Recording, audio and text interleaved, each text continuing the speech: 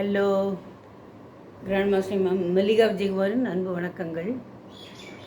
அம்மா, நான் செஸ் விளையாடி இன்னைக்கு கப்பு வாங்கியிருக்கேம்மா. அம்மா, நான் ஸ்போர்ட்ஸில் கப்பு வாங்கியிருக்கேன். அம்மா, நான் பாட்டு போட்டியில் கப்பு வாங்கியிருக்கேம்மா. நான் சமையல் பண்ணி அதில் கப்பு வாங்கியிருக்கேன். இப்போ ஒவ்வொருத்தரும் ஒவ்வொரு விஷயத்துக்காக நிறைய பேர் கப்பு வாங்கிட்டு வரா இல்லையா? அந்த கப்புங்கிறதுக்கு அப்ரிவேஷன் என்ன உங்களுக்கு தெரியுமா? சிங்கிறது கான்சன்ட்ரேஷன்.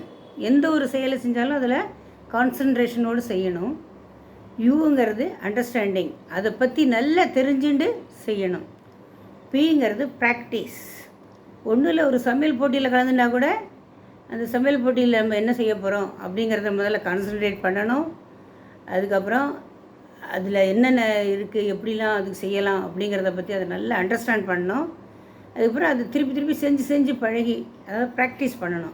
இந்த மூணும் செஞ்சால் கண்டிப்பாக நம்ம கப்பை வின் பண்ணலாம். அப்போ கப்புனா என்ன abbreviation? C for concentration, U for understanding, P for practice. என்ன புரிஞ்சுதா? வணக்கம்.